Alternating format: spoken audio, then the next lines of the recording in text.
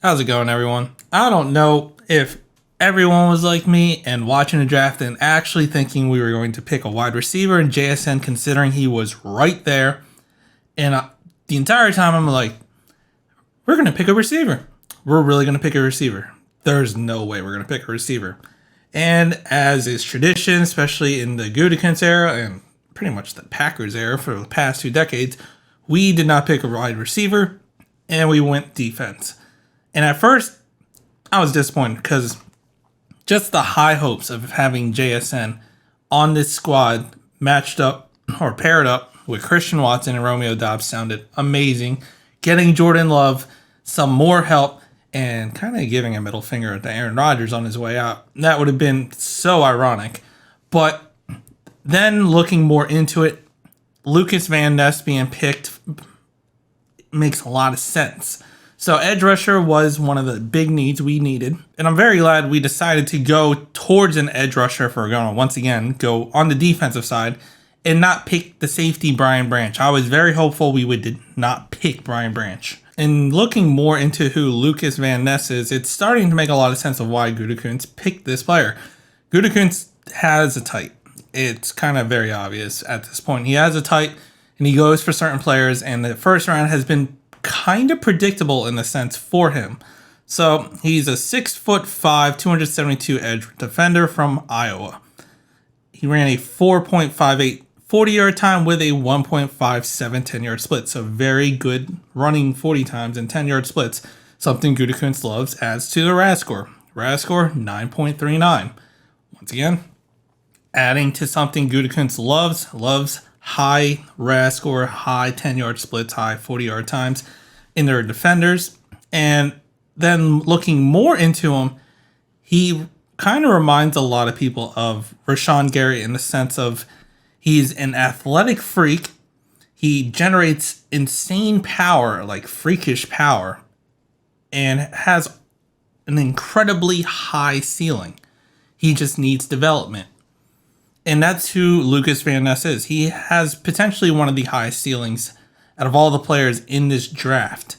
He just needs some development. And we've had success with that. I mean, at first, I think Rashawn Gary wasn't entirely a liked pick. We were wondering what the heck was up. Now, we all love Rashawn Gary. So, this makes sense. We're in development time. We're not trying to win a Super Bowl this year. We're not going to win a Super Bowl this year, most likely.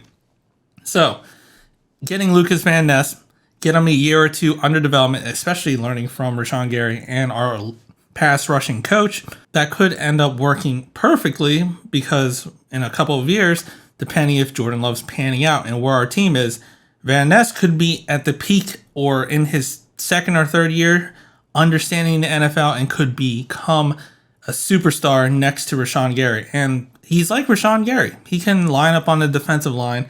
He can line up inside. He can line up outside. So he's very versatile. And a lot of people want to make a pretty big deal about the fact that Lukas Van Ness never actually played or started a single college game, but yet he came in as a backup. But apparently the way Iowa works, they give their starters pretty much to the seniors. So you're starting if you have seniority with Iowa. And well, with Lukas Van Ness being a sophomore, that wasn't the case. But he did outsnap the starters. So in college, Lukas Van Ness had 478 total snaps.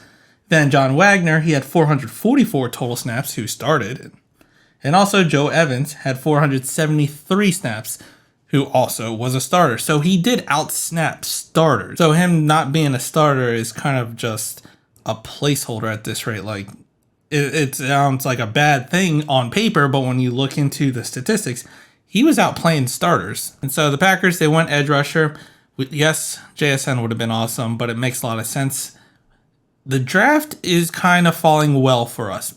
Shockingly, only one tight end was taken in the first round in Dalton Kincaid, who I personally do not want. So that leaves Darnell Washington and Mayer still available. And we have a high second round pick. Be pretty awesome if somehow we selected both Mayer and Washington, but that most likely won't happen, and that's fine. And based off how the board is falling, yes, we could still go for another receiver. And Rashee Rice, they did bring him in for a pre-draft visit. So he could be, depending if he falls to us, not with the 42nd overall pick, but that 45th overall pick. I could see them picking a receiver, especially in Rashee Rice, unless Brian Branch somehow falls to 45. Then they might pull the trigger on him because he's a solid safety. He's not super athletic and freakish. But at 45, with the need at safety, and he's kind of fallen, I could see them picking. But at 42, if we went tight end, at 45, we picked a wide receiver and probably Rashee Rice, then this whole thing would have worked out. We got our edge rusher at a freakish athletic edge rusher at a very premium position. Then we fill our tight end need in one of the two top tight ends, in my opinion, in Mayer and Washington. And Rashee Rice would be very adequate as the number 3 receiver for us. And the board can fall very well for us. So let's not entirely freak out that we didn't go for JSN, who was amazing in college, but he's more of a high floor and not super high ceiling type of player. Like, you know what you're going to get out of him. Like, he's going to come in and he's going to be that. Is he going to become a superstar? Like, he has insane amount of talent that's just untapped like Lukas Van Ness? No. But I know I cannot wait to see what type of player Lukas Van Ness could be for the Packers, especially paired with Rashawn Gary and eventually Devontae Wyatt once he gets going, because this is his second year. Hopefully he's going to turn the corner. And our defense, I don't want to say this because we've been burned in the past many a times.